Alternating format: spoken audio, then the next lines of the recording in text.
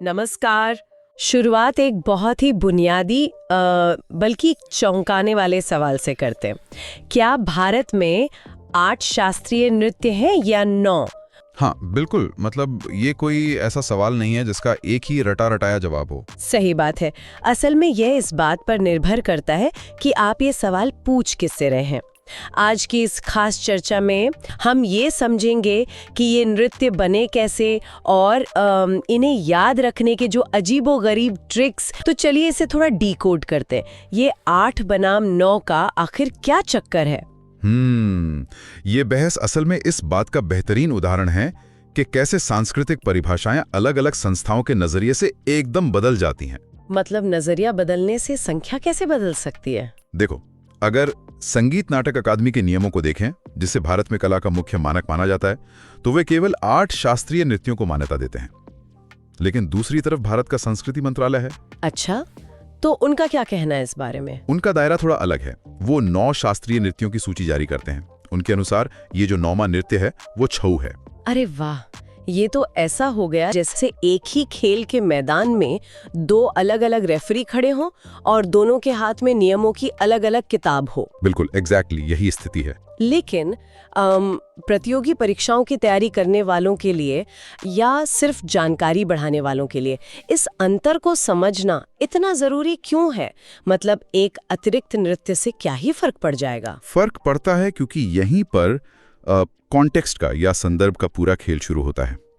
परीक्षाओं में सबसे ज्यादा सिली मिस्टेक्स इसी बात पर होती हैं। अच्छा, लोग ध्यान नहीं देते कि पूछा क्या गया है। हाँ, छात्र अक्सर ये नहीं देखते कि सवाल किसके नजरिए से पूछा गया है। संगीत नाटक अकादमी नाट्यशास्त्र के कड़े नियमों को मानती है, जबकि संस्कृति मंत्रालय क्षेत्रीय कलाओं को भी मंच देना चाहता है। राइट। तो अगर सिर्फ पूछा जाए कि भारत के कितने शास्त्रीय नृत्य हैं, तो उत्तर 8 होगा। लेकिन अगर संस्कृति मंत्रालय का नाम लेकर पूछा जाए तो 9 होगा। यह दिखाता है कि कोई भी तथ्य बस हवा में नहीं होता।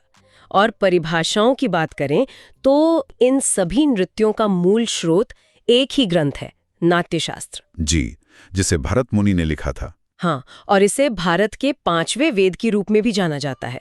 अब मैं यहाँ थोड़ा रुकना चाहूंगी। हम बचपन से 4 वेदों के बारे में ही पढ़ते आ रहे हैं। इस एक किताब को अचानक से 5वां वेद क्यों कह दिया गया? ये एक बहुत ही शानदार पॉइंट है। यहाँ दिलचस्प बात यह है कि प्राचीन काल में 4 वेदों का ज्ञान हर किसी के लिए सुलभ नहीं था। मतलब वो समाज के कुछ खास वर्गों तक ही सीमित था, राइट? बिल्कुल।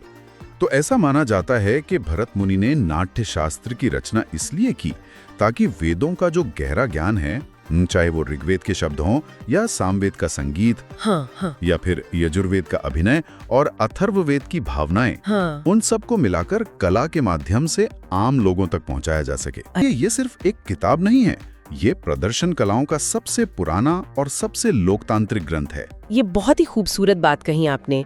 लेकिन जब आज के किसी छात्र को इन 8 या 9 नृत्यों और उनके राज्यों के नाम रटने हों तो दिमाग सचमुच चकरा जाता है। हाँ, वो तो है। इतने सारे नाम और राज्य याद रखना आसान नहीं होता। और यहीं पर हमारी स्रोत सामग्री बहुत ही मजेदार हो जाती है। जैसे 8 में से 2 तो बहुत आसान है। ओडिशा ओडिशा से है और मणिपुरी मणिपुर से। इसमें कोई दिमाग नहीं लगाना।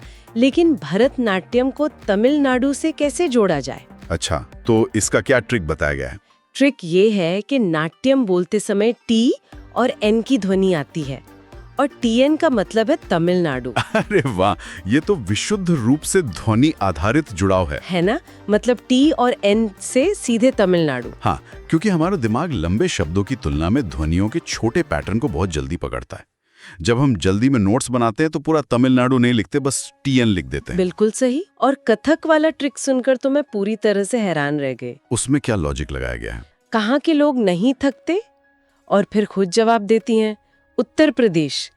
क्योंकि वहाँ बुलडोजर चलते हैं, इसलिए लोग थकते ही नहीं हैं। ओहो, ये तो काफी। हाँ, मतलब कथक यानी जो थके नहीं, वो हो गया उत्तर प्रदेश का। मैं समझ सकता हूँ कि ये सुनने में थोड़ा अजीब लगता है, लेकिन मनोविज्ञान की दुनिया में एक सिद्धांत है जिसे वॉन रेस्टॉफ इफेक्ट कहते हैं। वॉन रेस्टॉफ इफेक्ट, ये क्या होता है? इसका सीधा सा मतलब है कि जो चीज जितनी अजीब, बेतुकी या अपने माहौल से अलग होती है, हमारा दिमाग उसे उतनी ही गहराई से याद कर लेता है। अच्छा, मतलब अजीब चीजें जल्दी याद होती हैं। बिल्कुल। फिर आता है कथकली। इसका ट्रिक है कि कली कहाँ से खिलती है। अगर भारत का नक्शा देखें तो दक्षिण में केरल का आकार एक छोटी सी कली जैसा दिखता है। विजुअल निमोनिक्स का बेहतरीन इस्तेमाल। हाँ, तो कथक कली हो गया केरल का, और मोहिनी अट्टम भी केरल का ही है। मोहिनी यानी मन मोह लेने वाली सुंदर स्त्री, और केरल की प्राकृतिक सुंदरता भी मन मोह लेती है। बिल्कुल, इन दोनों में विजुअल या दृश्य आधारित तकनीक है। अब जब भी कोई कथकली सुनेगा तो वो केवल शब्द नहीं सुनेगा, उसका दिमाग तुरंत भारत का नक्शा खोलेगा और नीचे केरल को एक फूल की कली के रूप में देखेगा। एग्जैक्टली। सूखे तथ्यों की तुलना में इंसान चित्र और कहानियां कभी नहीं भूलता। और कहानियों की बात करें तो कुचिपुड़ी का ट्रिक सुनकर तो मैं अपनी हंसी ही नहीं रोक पाई। अच्छा। ट्रिक था, कच्ची पूड़ी किसने खा ली? अंधे व्यक्ति ने, क्योंकि उसे दिखाई नहीं कि पूरी कच्ची है। तो अंधा व्यक्ति यानी आंध्र प्रदेश, और कच्ची पूड़ी यानी कुचिपुड़ी। ये तो वाकई बहुत मजेदार है। हाँ, मतलब मुझे लगता है मैं अपनी पूरी जिंदगी में इसे नहीं भूलने वाली। यही बेतुकेपन की असली ताकत है। और आखिरी ट्रिक है असम के सत्रिया नृत्य के लिए। इसमें बताया गया है कि नॉर्थ ईस्ट का भूगोल बहुत ही कठिन है। वहाँ के लोगों ने बहुत संघर्ष झेले हैं, इसलिए वो क्षत्रिय या योद्धा की तरह मजबूत होते हैं। तो क्षत्रिय से बना सत्रिया। हाँ, मुझे ये ट्रिक इसलिए पसंद आया क्योंकि ये केवल रटने का तरीका नहीं है, बल्कि वहाँ के लोगों के संघर्ष के प्रति एक सम्मान भी दिखाता है। बिल्कुल सही कहा कि ये नृत्य केवल शरीर हिलाने का नाम नहीं है, बल्कि ये प्रकृति के तत्वों अग्नि, जल, वायु, पृथ्वी का प्रतिनिधित्व करते हैं।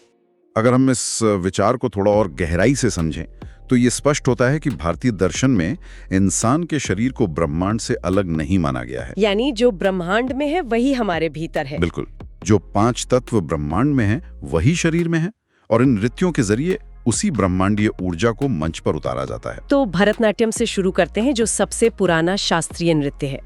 इसे अग्नि तत्व का प्रतीक माना गया है। इसकी एक खास मुद्रा है जिसे कटका मुखस्थ कहते हैं। कटका मुखस्थ, हाँ। और इसे पहले सादिर या दासी अट्टम कहा जाता था, क्योंकि इसे मंदिरों में देवदासियों द्वारा किया जाता था। यहीं एक नाम आता है जिसने इतिहास बदल दिया, रुक्मिणी देवी अरुंडेल। हाँ जी, उनका योगदान तो अतुलनीय है। वे राज्यसभा में नॉमिनेट होने वाली पहली डांसर बनी। अलामेलवल्ली और यामिनी कृष्णमूर्ति भी इसके बड़े नाम हैं। लेकिन मैं इस सादिर से लेकर संसद तक के सफर को समझना चाहती हूँ। ये सफर असल में एक बहुत बड़े सामाजिक संघर्ष की कहानी है। एक समय था जब देवदासियों को समाज में बहुत सम्मान प्राप्त था। वे मंदिरों की कला की संरक्षिका थीं। लेकिन फिर औपनिवेशिक काल में सब बदल गया, राइट? हाँ, अंग्रेजों के शासन के दौरान इस पूरी व्यवस्था को गलत नजरिए से देखा गया। इन महिलाओं को समाज में कलंकित कर दिया गया और नृत्य को सादिर कहकर असभ्य मान लिया गया। ये तो बहुत दुखद है। तो रुक्मिणी देवी ने क्या किया? उन्होंने जो किया वो सिर्फ कला का प्रदर्शन नहीं था, वो एक सांस्कृतिक क्रांति थी। उन्होंने इस नृत्य को उस कलंक से बाहर निकाला, इसके व्याकरण को साफ किया और इसे भरतनाट्यम नाम दिया। वाओ! उनका संसद तक पहुंचना इस बात का प्रमाण था कि अब ये कला हाशिए पर नहीं है। और अग्नि तत्व की बात करें तो भरतनाट्यम की मुद्राओं में जो ज्यामिति सटीकता होती है वो सचमुच आग की लपड़ों की तरह उठती है। इसीलिए ये अग्नि है। ये वाकई रोंगटे खड़े कर देने वाला इतिहास है। अब अगर भरतनाट्यम आग की तरह तेज है, तो क्या कोई ऐसा नृत्य है जो पानी की तरह बहता हो? बिल्कुल है। स्रोत के अनुसार ओडिसी नृत्य जल तत्व का प्रतीक है। इसका सबसे पुराना संदर्भ उदयगिरी और खंडगिरी की प्राचीन गुफाओं में मिलता है। हाँ, और गुरु केलुचरण महापात्रा इसके सबसे बड़े नामों में से एक हैं। ही सुजाता महापात्रा का भी नाम है, पर यह जल तत्व से कैसे जुड़ता है? ओडिसी और जल का संबंध इसकी शारीरिक हरकतों से आता है। इसमें नर्तक का शरीर त्रिभंग मुद्रा में होता है। त्रिभंग मतलब 3 जगहों से मुड़ा हुआ। बिल्कुल। सिर, धड़ और पैर 3 अलग-अलग दिशाओं में हल्के से झुके होते हैं। जब नर्तक इस मुद्रा में चलता है तो कोई झटका या तेज कोण नहीं होता। अच्छा, वो एकदम स्मूथ होता है। हाँ, वो ऐसा लगता है जैसे पानी की कोई लहर बिना रुके बह रही हो। गुफाओं की मूर्तियों में आज भी आप इस बहते हुए पानी जैसी मुद्राओं को देख सकते हैं। अग्नि और जल के बाद अब हम अगले 3 नृत्यों पर आते हैं जो कथा वाचन और चेहरे के भावों से जुड़े हैं। कथक, कथकली और सत्रिया। कथक की तो अपनी एक लंबी कहानी है। हाँ, कथक शब्द कथा से बना है। इसे वाजिद अली शाह के प्रयासों से पुनर्जीवित किया गया। यह मुख्य रूप से ठुमरी संगीत पर होता है और इसमें पैरों का भारी इस्तेमाल होता है। जी, पंडित बिरजू महाराज, सितारा देवी और लच्छू महाराज इसके बहुत बड़े नाम हैं। बिल्कुल, पर इसका दरबारों से क्या कनेक्शन है? कथक की यात्रा मंदिरों में कहानियां सुनाने वाले पुजारियों से शुरू होकर नवाबों के दरबार तक जाती है। वाजिद अली शाह का जिक्र दिखाता है कि कैसे शाही संरक्षण ने कला को बदल दिया। मतलब फोकस कहानी से हटकर तकनीक पर चला गया। राइट। दरबारों में कथा से ज्यादा ध्यान तकनीकी बारीकियों पर चला गया, जैसे सैकड़ों घुंघरूओं को एक साथ बजाना। पैर एक तरह से परकशन इंस्ट्रूमेंट बन जाते हैं। वाव, पैरों की गति से आगे बढ़कर अब चेहरे की मांसपेशियों पर आते हैं। कथकली, वही कली जो केरल से खिलती है। हाँ, इसका मेकअप और पोशाक बहुत ही खास होता है। इसे मुख्य रूप से पुरुषों द्वारा किया जाता है। जी, चेहरे के भाव इसमें सबसे अहम हैं। इसे खुले आसमान के नीचे एक बड़े से पीतल के लैंप की रोशनी में किया जाता है। गुरु कुंचु कुरूप इसके बहुत बड़े नर्तक रहे हैं। केरल की रात का अंधेरा, सिर्फ एक दिए की टिमटिमाती रोशनी, भारी हरा और लाल मेकअप, और वो सिर्फ अपनी भौहों के एक सूक्ष्म झटके से पूरी कहानी कह रहा है। ये तो उस दौर की वर्चुअल रियलिटी लगती है मुझे। ये बहुत ही खूबसूरत तुलना की है आपने। आज के सिनेमा में क्लोजअप शॉट्स होते हैं जो कलाकार के चेहरे के छोटे भाव, जिन्हें हम माइक्रो एक्सप्रेशंस कहते हैं, वो दिखा देते हैं। हाँ, स्क्रीन पर सब बड़ा दिखता है। लेकिन सोचिए, पुराने समय में बिना आधुनिक तकनीक के दूर बैठे दर्शकों तक भावनाएं कैसे पहुंचाई जाती थी। यहीं पर वो पीतल का लैंप और भारी मेकअप काम आता है। लैंप की लौ से प्रभाव बढ़ जाता होगा। बिल्कुल। लैंप की लौ जब कांपती है तो उस रोशनी में चेहरे के रंग और भौहों की हरकतों का प्रभाव 10 गुना बढ़ जाता है। इसके लिए अकल्पनीय शारीरिक नियंत्रण चाहिए होता है। और शायद इसी तरह का नियंत्रण हमें असम के सत्रिया में भी देखने को मिलता है।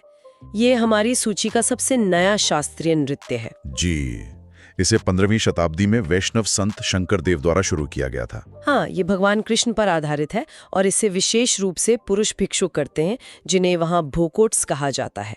जतिन गोस्वामी का नाम इससे जुड़ा है। इसका सीधा संबंध भक्ति आंदोलन से है। लेकिन मैं ये सोच रही थी कि अगर ये 15वीं शताब्दी से हो रहा है तो इसे शास्त्रीय नृत्य का दर्जा मिलने में इतना लंबा समय क्यों लग गया? सत्रिया सदियों से असम के सत्रों यानी मठों की चारदीवारी के भीतर एक धार्मिक अनुष्ठान के रूप में किया जा रहा था। अच्छा, मतलब बाहरी दुनिया को इसके बारे में पता ही नहीं था। राइट। ये लंबे समय तक अज्ञात था। इसे मंच पर प्रदर्शन के रूप में बहुत बाद में लाया गया। इसका नवीनतम होना यह साबित करता है कि हमारा जो शास्त्रीय दायरा है वो बंद या स्थिर नहीं है। वो समय के साथ नई कलाओं को पहचान कर विस्तार दे रहा है। चलिए अब अपने अंतिम 3 नृत्यों की ओर बढ़ते हैं। मोहिनी अट्टम अकेले महिलाओं द्वारा किया जाता है। ये वायु तत्व का प्रतीक है और व्यवहार माला नामक प्राचीन ग्रंथ में इसका जिक्र मिलता है। अब मोहिनी अट्टम वायु कैसे हो गया? अगर आप केरल के परिदृश्य की कल्पना करें, वहां के ताड़ और नारियल के पेड़ हवा में कैसे झूलते हैं। हाँ, बहुत ही लयबद्ध तरीके से। मोहिनी अट्टम की गतियां बिल्कुल वैसी ही होती हैं। शरीर एक लय में दाईं से बाईं ओर झूलता है, जैसे धीमी हवा चल रही हो।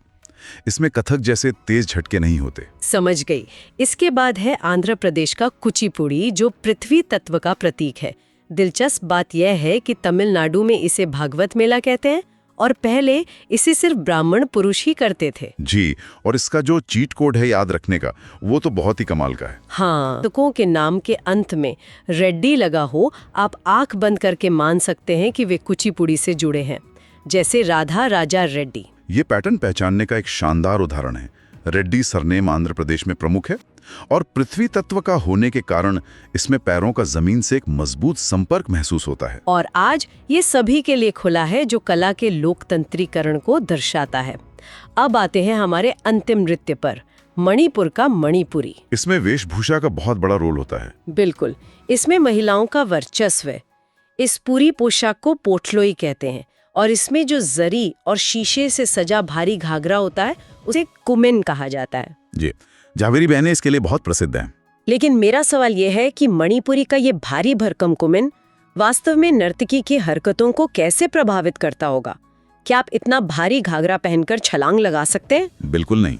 और यहीं पर कला का विज्ञान सामने आता है। पोशाक कभी भी केवल मंच पर अच्छी दिखने के लिए नहीं होती। तो क्या वो गति तय करती है? हाँ, वो नृत्य की गति की सीमाएं तय करती है। जब नर्तकी कुमिन पहनती है जो ड्रम की तरह कड़क होता है तो उसके पैर छुप जाते हैं। वो पैरों को चौड़ा नहीं कर सकती। मतलब घुटने मोड़ने या उछलने की गुंजाइश ही नहीं बचती। एग्जैक्टली। नर्तकी को बहुत छोटे सधे हुए कदम लेने पड़ते हैं। इसीलिए जब आप मणिपुरी देखते हैं तो लगता है जैसे नर्तकी हवा में तैर रही है या ग्लाइड कर रही है। वाओ। तो अगर हम आज की इस पूरी चर्चा को समेटें तो हमने देखा कि कैसे भरत मुनि के नाट्यशास्त्र से निकली ये कलाएं आज राज्यों की पहचान बन गई हैं। बिल्कुल, एकदम सच। आज की इस गहन चर्चा में जुड़ने के लिए बहुत बहुत शुक्रिया।